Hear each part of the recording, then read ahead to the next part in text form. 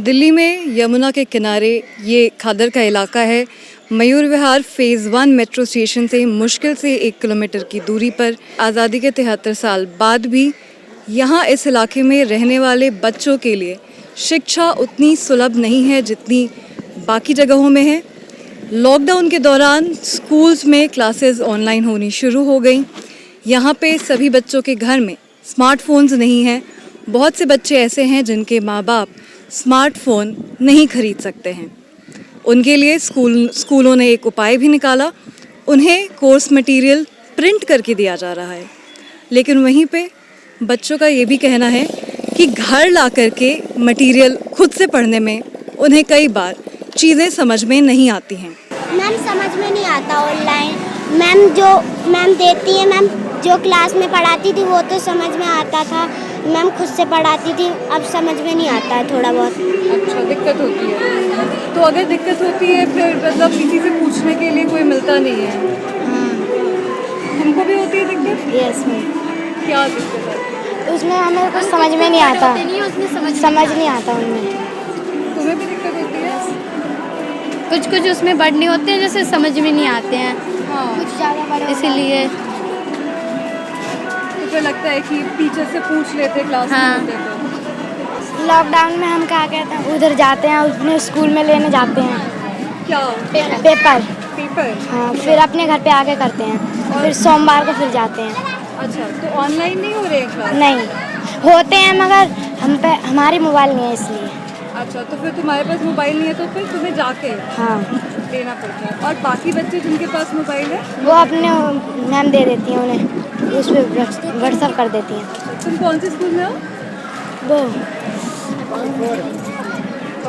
Pocket 4। हाँ, अच्छा, तुम्हारा नाम क्या है? अनुराधा। अच्छा, ये बताओ सबसे ज़्यादा पढ़ने में क्या मज़ा आता है? मैथ। तो अभी स्कूल नहीं जा रहे हो तो मन लग रहा है? अच्छा, ये बताओ सबसे ज़्यादा पढ़ने में क्या मज़ा आता है? मैथ। तो अभी स्कूल नहीं जा रहे हो तो मन लग रहा है? कैसी चल रही है पढ़ाई? सही चल रही है। सही चल तो तुम कैसे कर रहे हो? ऑनलाइन? हम भी पेपर लेने जाते हैं। तो ऑनलाइन क्यों नहीं हो पाता है? फ़ोन नहीं है। फ़ोन नहीं। तो स्कूल वालों ने दूसरा तरीका निकाला है कि पेपर लेके जाओ अपना और तो फिर कैसे लग रहा है अभी ऐसे घर से खुद से पढ़ने में? अच्छा नहीं लग रहा है ऐसे। नहीं अच्छा लग रहा है? कोई दिक्कत हो रही है? नहीं। और कौन बच्चे हैं जो अपने पेपर लेके आते हैं? फोन तो है, मैम हम पेपर लेने जाते हैं तुम भी पेपर लेने जाते हो? मगर मैम बोलती हैं पेपर ले जाओ। अच्छा, कौन से सब्जेक्ट में ज़्यादा दिक्कत होती है समझने में? सबसे ज़्यादा इंग्लिश में होती है, अच्छा, इंग्लिश में और संस्कृत में। संस्कृत में। मैथ्स में नहीं होती? तुमको कौन से सब्जेक्ट में दिक्कत होती है? मैम मुझे इंग्लिश में और संस्कृत में होती है और सारे सब्जेक्ट मुझे बढ़िया करके आते हैं। और तुम भी स्कूल से पेपर लेके आते हो मंडे को? Yes ma'am. तो स्कूल जाते कैसे हो तुम लोग पेपर लाने के लिए? पैदल। पैदल? सब बच्चे पैदल ही जाते हो सब? Yes ma'am. 100 में से 30% बच्चे ऑनलाइन क्लास ले पा रहे हैं, 70% क्लास नहीं ले पा रहे, बल्कि क्योंकि उनके पास फ़ोन नहीं है, स्मार्टफोन नहीं है।